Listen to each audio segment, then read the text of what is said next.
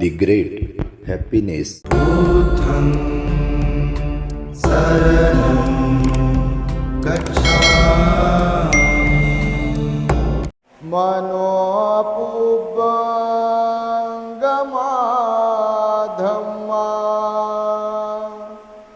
मनोसिट्ठा मनोमया मनसाचे पदुठ्ठेन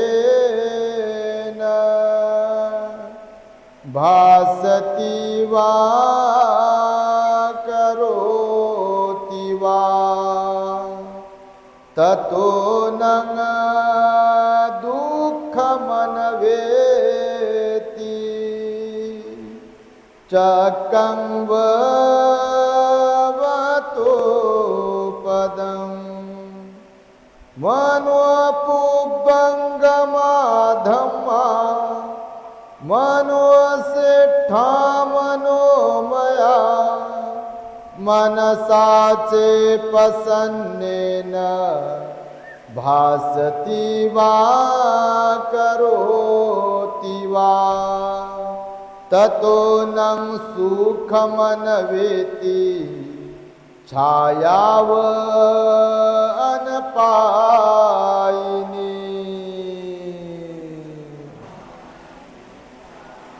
संपूर्ण विश्वाला ज्यांनी सुख शांती मानवता तथा दुःख मुक्तीचा आर्य संदेश दिला असे ते दुःख मुक्तीचे मार्गदाता दुःख मुक्त महामानव महान कारुणिक तथागत भगवान सम्यक संबुद्ध तथागतांनी आपल्या शुद्ध प्रज्ञेतून निर्मिलेला सद्धम्म आणि त्याच सद्धम्माचा गेली 2500 वर्षांपासून सातत्याने अहोरात्र प्रचार आणि प्रसार करणारा पूजनीय भिक्खू संघ या महान आणि सर्वश्रेष्ठ अशा त्रिरत्नांना प्रथमतः त्रिवार अभिवादन करतो, ज्यांच्या महान आणि असीम त्याग प्रभावामुळे आपल्याला जो हा अनमोल असा बुद्ध धम्म लाभला आणि ज्यांच्यामुळे आपल्याला हे एवढे मोठे वैभव प्राप्त झाले असे महान युग प्रवर्तक भारतीय राज्यघटनेचे शिल्पकार परमपूज्य बोधिसत्व डॉक्टर बाबासाहेब आंबेडकर या महामानवाच्या महान अशा धम्मक्रांतीमध्ये संपूर्ण जीवनाला समर्पित करून आज या महान मंगलमय दिनी सोमवार दिनांक 9 मार्च 2026 रोजी लुंबिनी वन बौद्ध विहार सुकळी पोस्ट हिवरा हिवरी तालुका उमरेड जिल्हा नागपूर या ठिकाणी पूजनीय भिक्खू संघाची जाहीर धम्मदेसना ध्यान आणि मंगल मैत्रीचा कार्यक्रम इथे आयोजित करण्यात आलेला आहे। तेव्हा या बुद्ध विहाराचे संस्थापक सन्माननीय श्रद्धावंत धम्मोपासक लखारामजी विक्तूजी सुके बाबा आणि संस्थापिका रेखाताई सुके पूनम सुके संपूर्ण सुके परिवार आणि या धम्मदेसनेला श्रवण करण्यासाठी उपस्थित असलेले उपासक उपासिका धम्म मंचावरती उपस्थित असलेले प्युरिटी ऑफ माइंड या यूट्यूब चॅनलचे संचालक पूजनीय भिक्खू धम्म बोधीजी थेरो, त्याचबरोबर सर्च रिसर्च या यूट्यूब चॅनलचे संचालक पूजनीय भिक्खू यन धम्मानंदजी थेरो आणि धम्मदेसना श्रवण करण्यासाठी दूरवरून उपस्थित असलेले आपण सर्व श्रद्धावंत उपासक उपासिका बालक तथा बालिकांनो, तद्वतच द ग्रेट हॅपीनेस या आपल्या यूट्यूब चॅनलचे सर्वच दर्शक सर्वप्रथम तुम्हा सर्वांच्या प्रती मंगल मैत्री सद्भावना व्यक्त करतो आणि आपणा सर्वांच्या दुःखमुक्तीकरिता तथागत भगवान बुद्धांद्वारा उपदेशिलेल्या धम्मोपदेशास प्रारंभ करतो। आपण सर्वांनी शांत एकाग्र आणि श्रद्धायुक्त चित्ताद्वारे या अनमोल बुद्धवाणीला आपल्या हित सुखाकरिता श्रवण करावे, ग्रहण करावे। 3 वर्षांपूर्वी इथे आम्ही आलो होतो। अत्यंत सुंदर निसर्गरम्य वातावरणामध्ये सुके परिवाराच्या माध्यमातून श्रद्धावंतांच्या वतीने बुद्ध विहाराचं इथे निर्माण केलाय, या सभामंडपाचं निर्माण केलाय आणि बुद्ध विहाराच्या उद्घाटन समारंभाला आम्ही 3 वर्षांपूर्वी इथे आलो पुन्हा आग्रह होता सुके बाबांचा आणि त्यांनी आम्हाला इथे पुन्हा निमंत्रित केलाय आणि नव्यानेच इथे आपल्या बुद्ध विहाराच्या परिसरामध्ये भगवंताची मूर्ती, त्यांच्या समोर पंचवर्गीय भिक्खूंचे पुतळे, महामानव बोधिसत्व बाबासाहेबांचा पुतळा आणि त्यागमूर्ती माता रमाईचा पुतळा सुद्धा इथे उभारलेला आहे। तेव्हा सर्वप्रथम आपण सुके परिवार आणि ज्या श्रद्धावंतांचं सहकार्य या कार्यासाठी लागते आहे त्या सर्वांचं साधुकाराने आणि टाळ्यांच्या गजरांमध्ये अभिनंदन करावे। तर अशा प्रकारे आम्ही पुन्हा आलोय। आमचे दौरे रोज आणि रोज कुठे ना कुठे असतात। नागपुरात, नागपूर परिसरामध्ये आम्ही बऱ्याचदा येतो। विदर्भातील अनेक जिल्ह्यांमध्ये अनेक वेळा आम्ही म्हणजे सर्वाधिक वेळा विदर्भ दौऱ्यावरती असतो, कारण हा जो परिसर आहे हा मुळातच एका बोधिसत्वाने निवडलेला परिसर आहे। नागांची नागभूमी जी आहे बाबासाहेबांनी म्हणजे बोधिसत्वाने निवडली ही यासाठी म्हणून की इथे बुद्ध धम्माची मला दीक्षा घ्यायची आहे। आणि गुरु चंद्रमणी महासवीरांच्या हस्ते आपल्या नागपुरात बाबासाहेबांनी 1956 ला आपल्याला बुद्धाच्या धम्माची दीक्षा दिली। गावकुसाच्या बाहेर असलेला आपला समाज, ज्यांना कवडीची किंमत नव्हती, तो समाज आज बघा कसा सोन्या चांदीने माणिक मोत्याने फुलून निघत आहे। प्रत्येक जण इथे सुशिक्षित आहे, प्रत्येक जण इथे गडगंज श्रीमंतीवाला आहे। बंगले, मोटार, गाडी काय काय काय काय आलं, परंतु त्यापैकी काही काही मात्र भिमके लागते जिगर, अर्ध्यापेक्षा कमी इधर आणि अर्ध्यापेक्षा जास्त उधरच भटकतात अजूनही। आता मात्र पुढच्या महिन्यात जयंती आहे। मी कालच तिकडे परळीमध्ये एका ठिकाणी बोललो, ते टेकुळे असतात मशरूम माहिती आहे, ते ठराविक वेळी ठराविक ठिकाणीच उगवतात पहा, माहित आहे की नाही तुम्हाला? माहित आहे ना? सिरियस होऊ नका आपल्या प्रवचनात, जास्त प्रसन्न राहा, ऐकत राहा। तर ते जसे मशरूम टेकुळे कधीतरी कुठेतरी केव्हा तरी जसे पावसाळ्यात ढग वगैरे आल्यानंतर येतात की नाही, तसे काही काही लोक आपल्यातले पण 365 दिवसातून एकच दिवस जागे होतात। आणि आमच्या बाबासाहेबासारखं कोणी नाही म्हणते जय भीम, इकडून आला तिकडून आला, नाचा रे नाचा, डीजे लावा आणि काय काय लावा, आणि दुसऱ्या दिवशी बेशुद्ध पडलेला असते। सकाळी ते विहारात येत नाही, पुतळ्यावरचा हारही सुकलेला काढत नाही आणि पुतळा साफही करत नाही। तुम्ही तसे नाही बापा, तुमचे लेकरं तसे नाही, तुम्ही लय चांगले, तुमच्यासारखं तर कोणीच नाही आहे।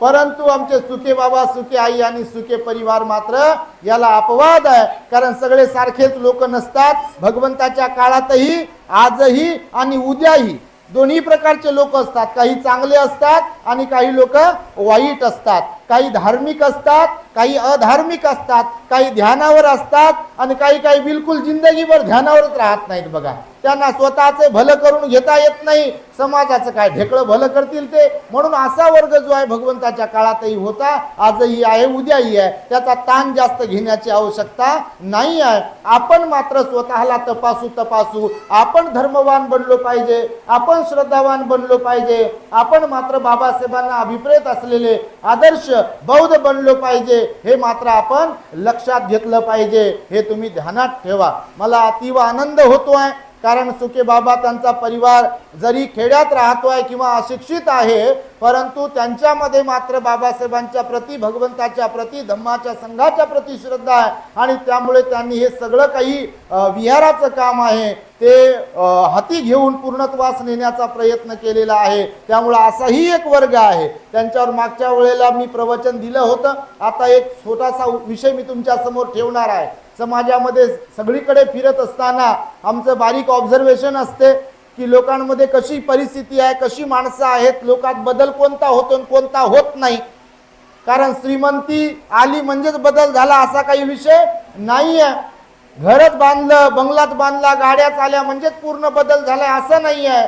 तर वैवाहिक जीवनामध्ये सुद्धा यश येते की नाही, पती पत्नी म्हणून त्यांचं रिलेशनशिप चांगलं आहे की नाही, मुलं आई वडील यांचं रिलेशन चांगलं आहे की नाही, एकमेकांमध्ये धम्माचे संस्कार आहेत की नाही, ही पण गोष्ट फार महत्वाची आहे। किमान पंचशील पालन करणारा समाज आहे की नाही, ही गोष्ट तर सर्वात महत्वाची आहे। नाही तर गाडी घोडी बंगला बाबासाहेबांच्या पुण्याईने तर येत राहील, आता लोक आपले करोडपती अब्जाधीश लोक आहेत. आम्ही समाजामध्ये जेव्हा जातो गरिबांची संख्या आपल्या समाजातल्या कमी होत आहे, परंतु श्रीमंत लोक वाढत आहे. परंतु काही काही लोकांकडे जेव्हा पाहतो तेव्हा धार्मिकतेचा गंधही नाही लोकांकडे. बघा आज 69 वर्षानंतर सुद्धा देखील आपल्या समाजात असे लोक आहेत की जे रात्रंदिवस दारू पिऊन लोळत राहतात बघा, आणि बाबासाहेबांचा अपमान करतात.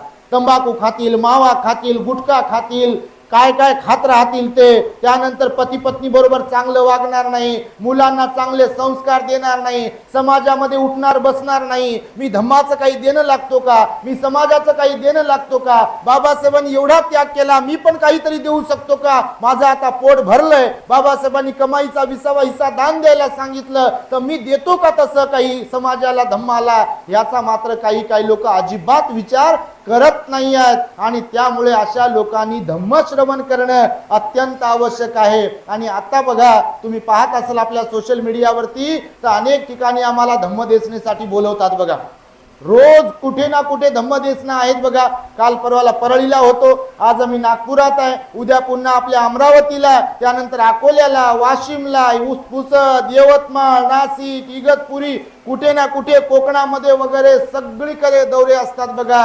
आणि तसं झपाट्याने परिवर्तन होतही आहे, कारण आमच्यासारखे फुटक्या तोंडाचे काही लोक आहेत डायरेक्ट गोळ्यात घालते.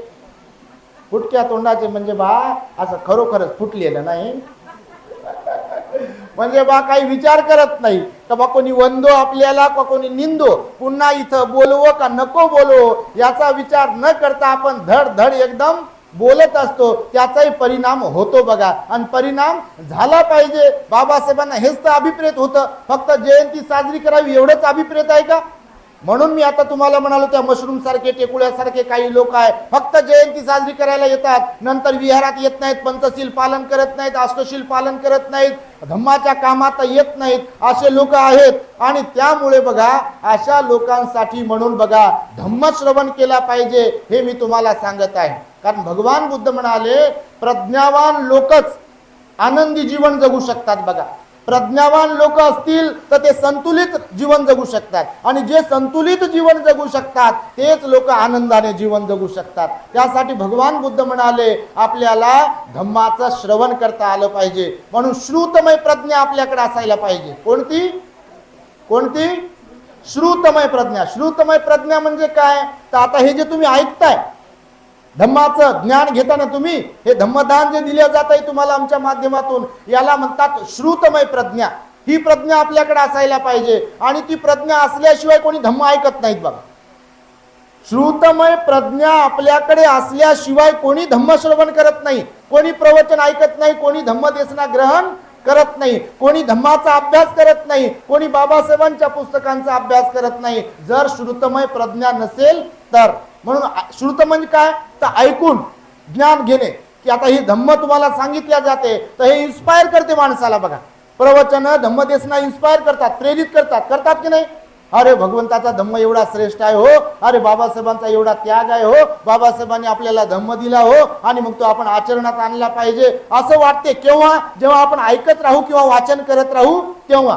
ऐकतच नसेल आणि वाचनही करत नसेल तर येईल का ध्यानावर समाज, परिवर्तन होईल का, तर होत नाही बघा. म्हणून श्रुतमय प्रज्ञा जी आहे ती अत्यंत महत्वाची आहे. म्हणजे आपल्याला ऐकून ज्ञान मिळते की काय आहे धम्म, काय आहे संघ, काय आहे बुद्ध, काय आहे दान, काय आहे शील, काय आहे ध्यान, हे ऐकल्याशिवाय कळत नाही. म्हणून श्रुतमय प्रज्ञा. दुसरी प्रज्ञा कोणती सांगितली, चिंतनमय प्रज्ञा. कोणती कोणती, संध्याकाळी जेवण आहे तर चिंतनमय प्रज्ञा आहे बघा. चिंतनमय कोणती प्रज्ञा, की जसं आता तुम्ही धम्मदेसना ऐकली म्हणजे श्रुतमय प्रज्ञा ग्रहण केली. हे बघा धम्मदेसना श्रवण केली म्हणजे श्रुतमय प्रज्ञा झाली.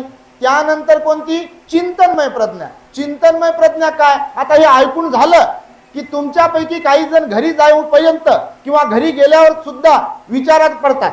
अरे भंतेजीने एक दृष्टांत सांगितला पहा, भंतेजींनी बुद्धाचं एक वचन सांगितलं पहा, भंतेजींनी बाबासाहेबांच्या बद्दल सांगितलं पहा, अहो ते असं आहे, अहो ते तसं आहे, हो आपण तर भलतीकडेच जीवन जगतोय, ते आपण पाळलं पाहिजे, त्याचं आचरण केलं पाहिजे वगैरे वगैरे. म्हणजे चिंतन सुरू होते बघा. जे ऐकलं जे ऐकलं, आपल्या जर बुद्ध धम्म संघाच्या प्रती, बाबासाहेबांच्या प्रती श्रद्धा आहे, तर लगेच चिंतन सुरू होते इकडं.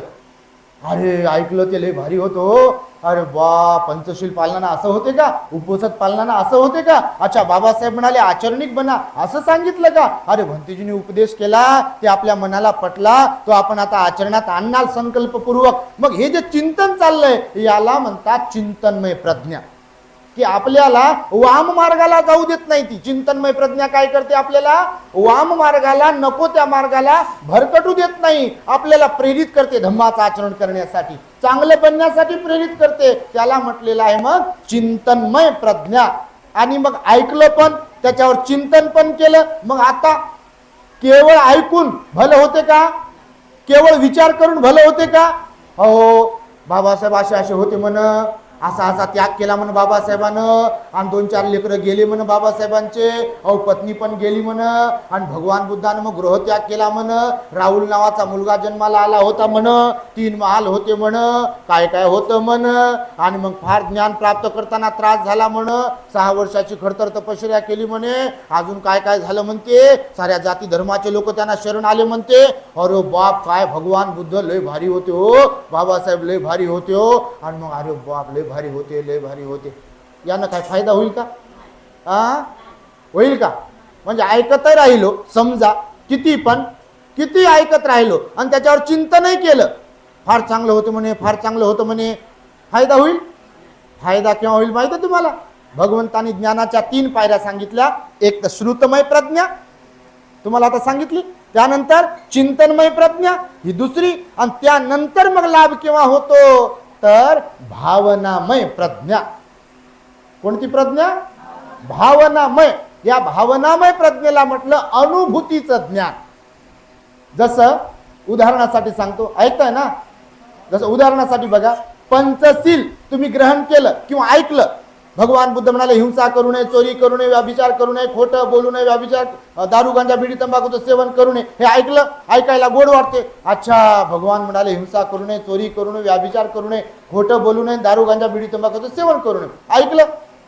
ऐकल्यानंतर त्याचं चिंतन केलं की भगवंतानं सांगितलं हो पंचशील पालन केलं पाहिजे, भगवंतानं सांगितलं पंचशील पालन केलं, चिंतनही केलं. मग चिंतन केल्यावर जेव्हा प्रत्यक्ष त्याचं आचरण करू आपण, हिंसेच्या प्रवृत्तीपासून जेव्हा अलिप्त राहू, चोरीच्या प्रवृत्तीपासून जेव्हा अलिप्त राहू, व्याभिचाराच्या प्रवृत्तीपासून जेव्हा अलिप्त राहू, खोटं बोलण्याच्या प्रवृत्तीपासून जेव्हा अलिप्त राहू, आणि नशेली पदार्थांच्या सेवनापासून जेव्हा अलिप्त राहू, म्हणजे अर्थातच पंचशील जेव्हा प्रत्यक्ष पालन करू, तेव्हा फायदा होईल की नाही?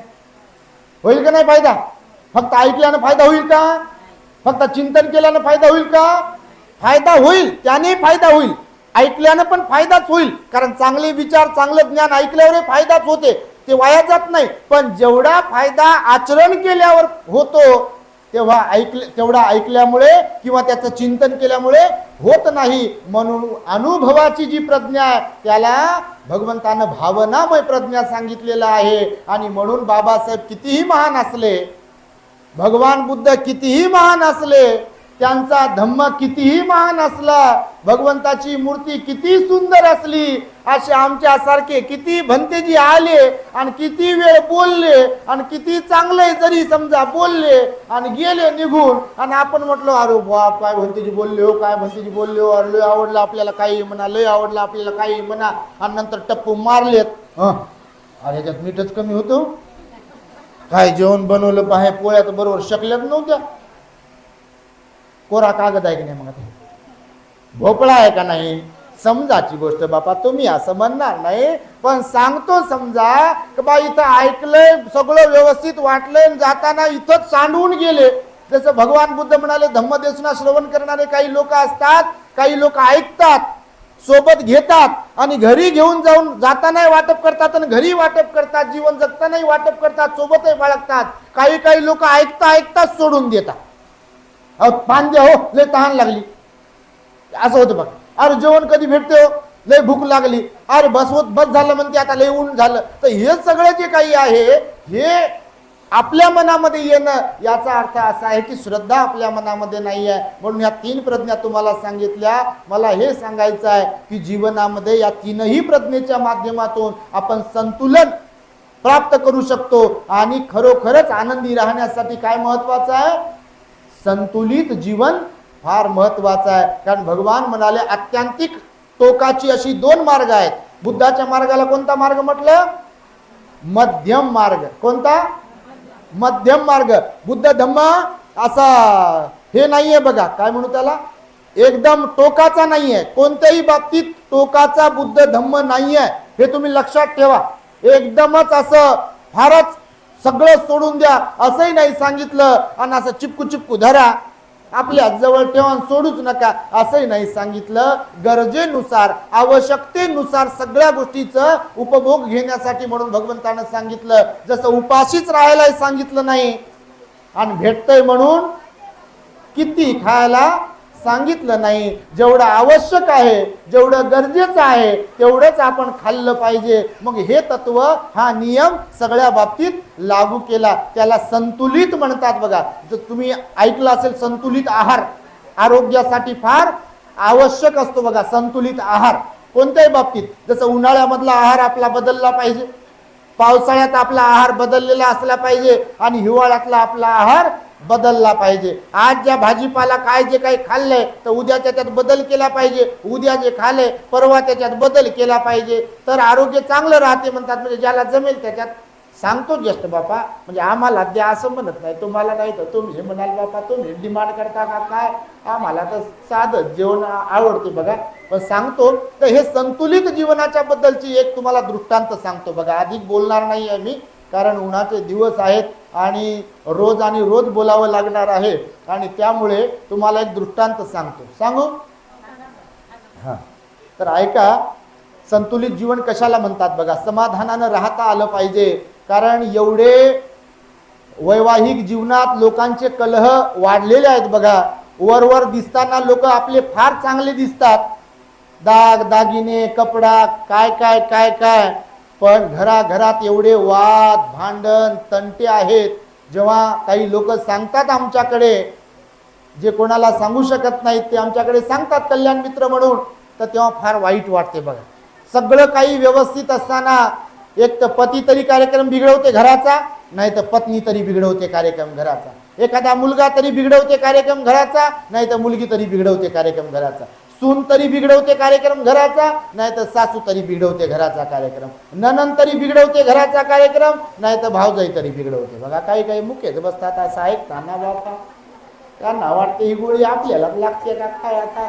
तर असं आहे पहा, कारण माणसं तेवढ्या प्रवृत्त्या असतातच असतात. आणि म्हणून वरचा झगमगाट जो काही आहे डेकोरेशन केलेलं, मग याला असो की आपल्या घरादाराला असो, डेकोरेशन समजते ना, साज सजावट, काय ते साज सजावट म्हणतात त्याला, सजावट. डेकोरेशनला मराठी शब्द सजावट. सजावट ही वरची काय काय सजावट केली ती महत्वाची नाही आहे बघा.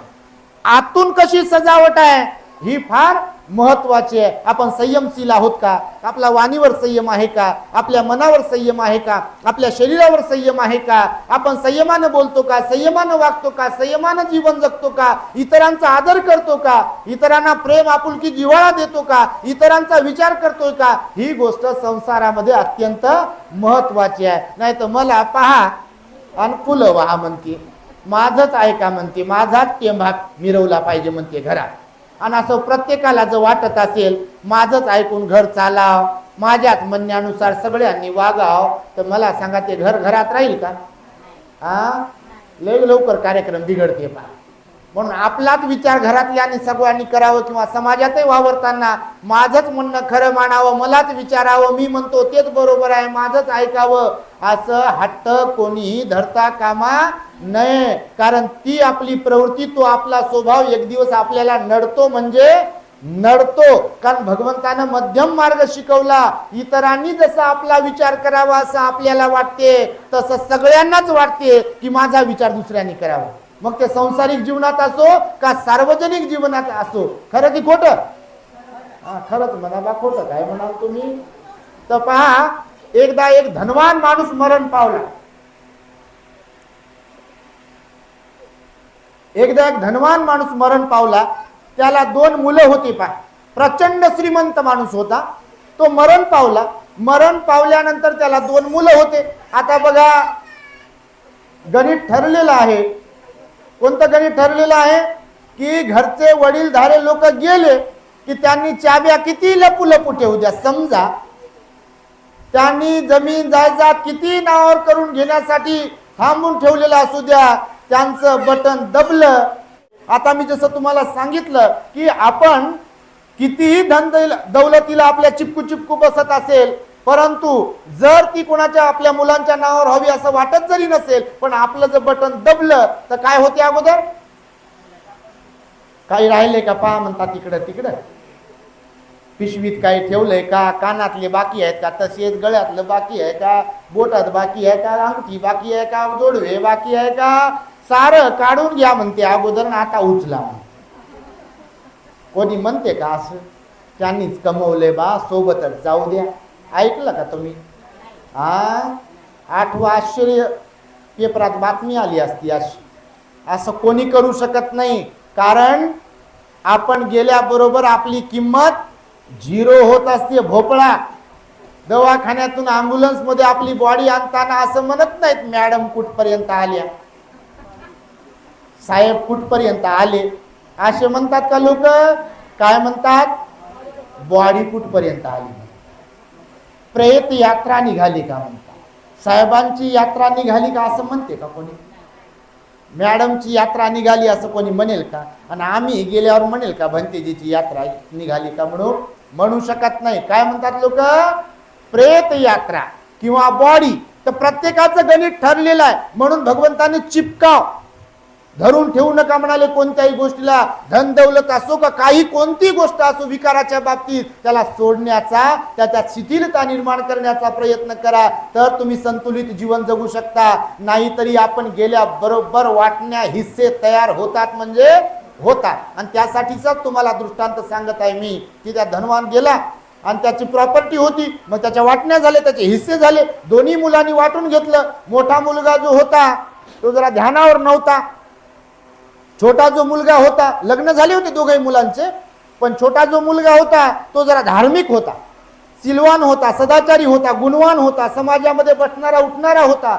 आणि मग दोन्ही त्या पूर्ण जमिनीच्या त्याच्या प्रॉपर्टीच्या वाटण्या झाल्या, सगळं धन गेलं. एक पेटी राहिली होती घरामध्ये, एवढी एवढी पेटी होती. ती पेटी सापडली छोट्या मुलाला आणि तो मोठ्या भावाला म्हणे, दादा ही एक पेटी सापडली म्हणे, पहा म्हणे याच्यात काय आहे. तर त्याने उघडली तर त्याच्यामध्ये 2 अंगठ्या होत्या. एवढ्या एवढ्या पेटीमध्ये एक अंगठी होती हिऱ्याची आणि दुसरी अंगठी जी होती ती होती चांदीची. आता मोठा भाऊ धार्मिक नसल्यामुळे, सिलवान सदाचारी नसल्यामुळे तो जरी शरीरानं वयानं मोठा होता पण मनानं लहान होता. मनाने मोठे असलेले माणसं मोठे असतात की शरीरानं मोठे असलेले मोठे असतात? कोण? मनाने जे मोठे असतात तेच खरे मोठे असतात माणसं. बघा, हे वय, हे केस पिकणं आणि म्हातारं होणं हे तेवढ्या पुरतच असते. कधी कधी केस पिकतात, गौऱ्या पण जातात पुढे, पण ज्ञान काही, प्रज्ञा काही आपली विकसित होत नाही. गावाकडच्या भाषेत म्हणतात अजूनही अक्कल आली नाही म्हणतात. म्हणजे कुठल्याही बाबतीमध्ये तुम्हाला म्हणत नाही बाबा, अगोदरच सांगतो, काही काहींची गोष्ट करतो. तर मग तर ती पेटी सापडली, त्याच्यात 2 अंगठ्या सापडल्या, एक हिऱ्याची होती आणि दुसरी चांदीची होती. तर मोठा भाऊ लोभी होता, तर त्यानं लगेच ती हिऱ्याची अंगठी हातात घेतली आणि त्या छोट्या भावाला म्हणे, बा तू लहान आहे म्हणे, मी मोठा आहे म्हणे, आणि आपल्या वडिलांनी ह्या 2 अंगठ्या आपल्यासाठीच बनवलेल्या असतील आणि ही मोठी अंगठी मी मोठा असल्या कारणाने हिऱ्याची अंगठी माझ्यासाठी बनवलेली असणार आणि चांदीची अंगठी तुझ्यासाठी बनवलेली असणार म्हणते. आणि ती त्याला चांदीची देते. आता हा जो छोटा होता, आताच सांगितलं मी, तो धार्मिक, श्रद्धावान, सिलवान, गुणवान, सदाचारी होता, याचं मन मोठं होतं. तर हा म्हणे काही हरकत नाही म्हणे, दादा तुझं म्हणणं खरं असेल म्हणे, बा आपल्या वडिलांनी ही हिऱ्याची तुझ्यासाठी बनवली असेल म्हणते आणि छोटी चांदीची माझ्यासाठी बनवली असेल म्हणते, तर हरकत नाही मी घेतो. त्यानं खुशी खुशीनं घेतली, मोठ्याने हिऱ्याची अंगठी घेतली. आता दिवस गेले, दिवस पुढे पुढे जातात, थांबतात का? आजचा दिवस पुन्हा येते का? येत नाही. जीवन पुढे पुढे पुढे पुढे जात असते. आपण आता ज्या वयाचे आहोत, किती करोडो रुपये जरी देऊ केले आणि बालपण पुन्हा एकदा देता का मला? असं जर डॉक्टरांना जाऊन बोलले, एखाद्या सायंटिस्टला जाऊन बोलले, तर देईल का परत आपल्याला? आम्ही येते लहानपण आठवल्याबरोबर किती आनंद वाटते पहा आपल्याला. स्मित हास्य, वाव काय ते दिवस होते. कोणतं टेन्शन नव्हतं, बीपी वाढत नव्हता, शुगरची गोळी घ्यावं लागत नव्हती. मस्त आई वडील मेहनत करत होते, फुकटाचं खात होतो. काही खान कुठं खेळान कसं राहान, फुटकून झोपान मुटकून झोपा, आणि खायचं झोपायचं खायचं झोपायचं. आई लाड करायची, वडील लाड करायचे, सगळेच म्हणायचे येतो का मामायाकडे, येतो का मामायाकडे, हे खातं का ते खातं का. ना आता तर बापा काय सांगू म्हणते.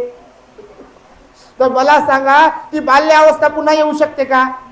गेलेली वेळ याचा अर्थ असा आहे की तारुण्य पुन्हा येत नाही, पुन्हा तेच वय येत नाही आपल्या वाट्याला. जे दिवस निघून गेले ते पुन्हा येऊ शकत नाही. गेलेले मायबाप सुद्धा पैशानं विकत घेऊ शकत नाही. आपले जे लोक आहेत म्हणून त्यांच्याशी आपण व्यवस्थित राहिलो पाहिजे. गाठी मारू मारू ठेवल्या नाही पाहिजे. बघा, प्रेम आपुलकी जिव्हाळा हीच माणसाला मोठं बनवते. बघा, हे धन दौलत श्रीमंती तर आजही आहे आणि उद्या राहील, परंतु आपण उद्या नाही राहणार. कपाट तिथंच राहते, दागिने तिथंच राहतात, चाब्या तिथंच राहतात, आणि आपण सरणावर राहतो. बघा, आपल्या बरोबर नेतात का कोणीतरी? खरंच नेत नाही. बघा, नेईल कोणी नेऊ शकत नाही. बघा, आणि त्यामुळे मग त्या दोन्ही भावाने त्या अंगठ्या वाटून घेतल्या. आता मोठा भाऊ जो होता तो अहंकारी होता, लोभी होता. तो सुख आलं की नाचत राहायचा आनंदी, आणि दुःख आलं की रडत बसायचा. हा छोटा जो होता हा मात्र एकदम समाधानी होता, कारण याचं जीवन संतुलित होतं. मोठ्या भावाला हिऱ्याची अंगठी भेटली, त्याचं सारं घरदार खुश, पण हा छोटाही खुशच होता, हा काही नाराज नव्हता. पण याची बायको अधूनमधून कधी कधी याला टोचायची. टोचणं समजते ना? तुमच्याकडे काय म्हणतात, समजते? जमलं. याची बायको अधूनमधून या छोट्याला टोचायची. तुम्हाला बोलताच येत नाही, तुम्हाला काही समजतच नाही, असं तसं काय काय काय काय.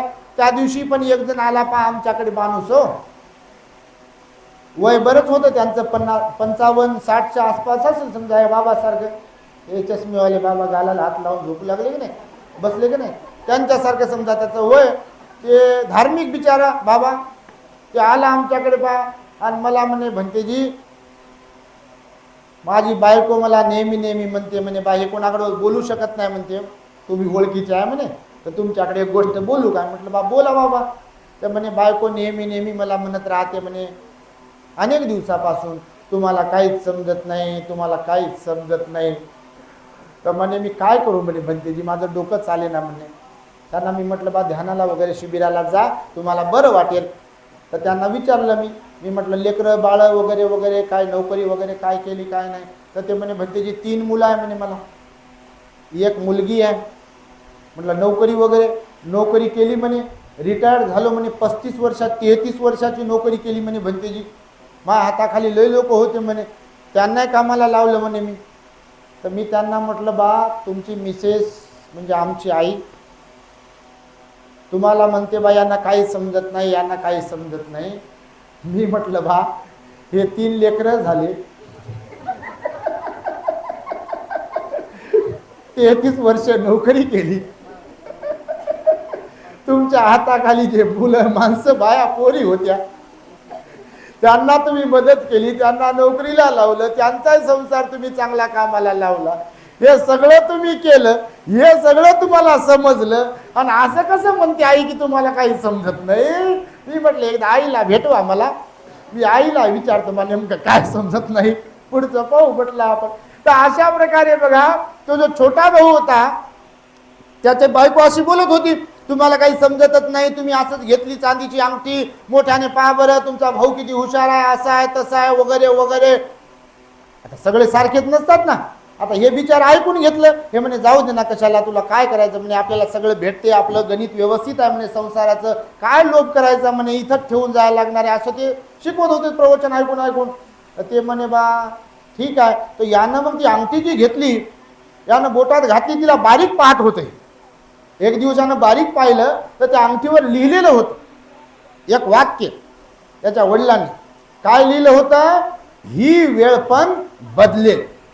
काय लिहिलं होतं, काय लिहिलं होतं?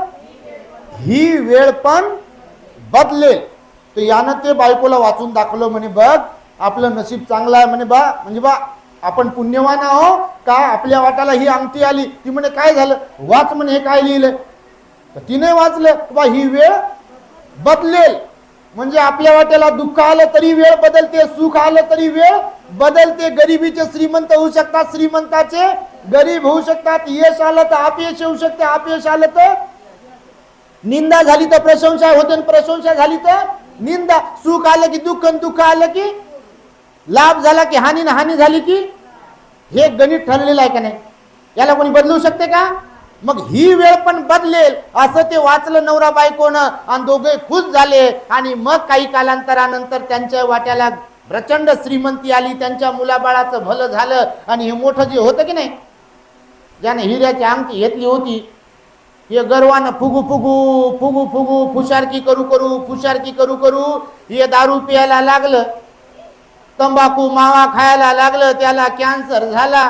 पोरगी पळून गेली, पोराने दुसरी भलतीच पोरगी आणली घरात, आणि बायको कामातून गेली. याचं घर दार कामातून गेलं, कारण हे धार्मिक नव्हतं, सिलवान नव्हतं, गुणवान नव्हतं, आणि काहीच नव्हतं बघा, नीतिमत्ता नव्हती. एकदम अहंकारानं भावाला भाऊ म्हणे ना, बहिणीला बहीण म्हणे ना, असं त्याचं जीवन जगू लागला.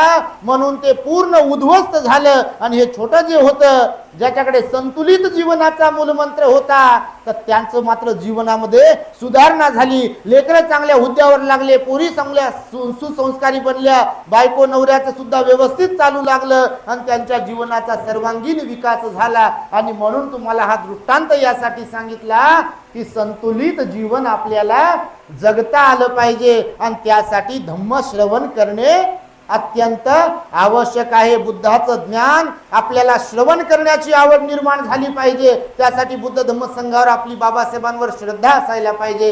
धम्म श्रवण करून त्याच्यावर चिंतन केलं पाहिजे की माझ्यात काय कमी आहे, मी धम्माचं आचरण करतो की नाही करत, मी दान पुण्य करतो की नाही करत, मी सील पालन करतो की नाही करत, मी ध्यान करतो की करत नाही, माझ्या मुलाबाळांना चांगले संस्कार देतो का, मी विहारात जातो की जात नाही. ह्या सगळ्या गोष्टीचं चिंतनही झालं पाहिजे. केवळ ऐकूनच आपल्याला सर्व काही भागत नाही, आणि केवळ ऐकूनही नाही आणि चिंतन करूनही नाही, तर आपण आचरणिक पण बनलो पाहिजे बघा. आणि त्यामुळे तुम्हाला हा छोटासा दृष्टांत सांगितला. इथे येऊन आम्हाला खरोखर अतिव आनंद झाला.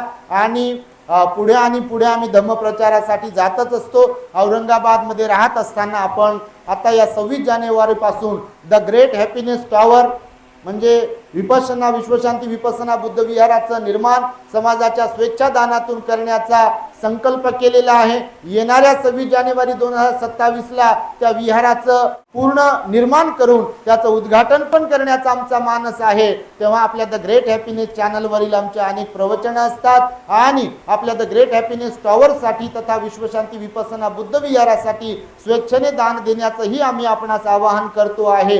सुके बाबा, आई आणि त्यांच्या संपूर्ण परिवाराने सुकळी काय सुकळी हिरवा हिवरी पोस्ट हिवरान हिवरी काय आहे ते तहसील उमरेड, जिल्हा तर नागपूरच आहे बा. इकडे पूर्ण वाळवंटच वाळवंट आहे. तसं पाहिलं तर वाळवंट म्हणजे सगळीकडे सुकलेलं आहे, एकदम दूर दूरपर्यंत काहीच दिसत नाही, सगळ्या झाडांचे पानं पण गेले पडून. आणि त्यामुळे असं असताना देखील या एरियामध्ये, परिसरामध्ये, शेतामध्ये हे सुंदर असं विहार बनवलं आहे बघा. आणि त्यामुळे तुमचं कौतुक करावं तेवढं कमीच आहे. खऱ्या अर्थाने बाबासाहेबांना अभिप्रेत असलेला आदर्श बौद्ध समाज निर्माण करण्याच्या हेतूने हे जे काही चाललेलं आहे त्याच्यामध्ये तुम्ही सुद्धा एक आहात. आणि म्हणून पुनश्च एकदा सुखे परिवार आणि याला निर्माण करण्यामध्ये ज्यांचा ज्यांचा सहभाग आहे त्यांचं टाळ्यांच्या गजरांमध्ये आपण अभिनंदन आणि कौतुक करावं.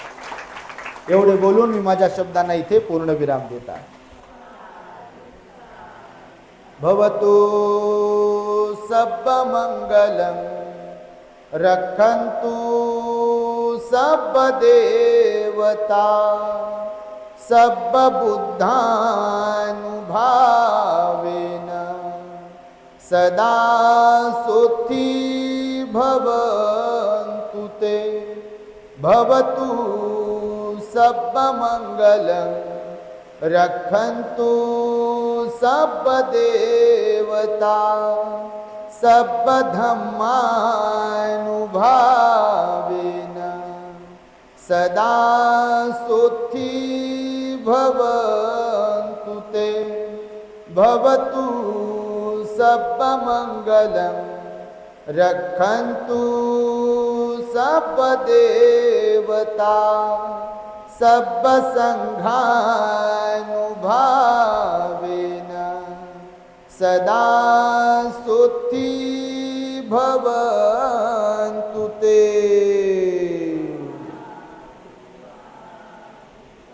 बुद्धं नमामि धम्मं नमामि संघं नमामि। जय भीम। The great happiness. बुद्धं शरणं गच्छामि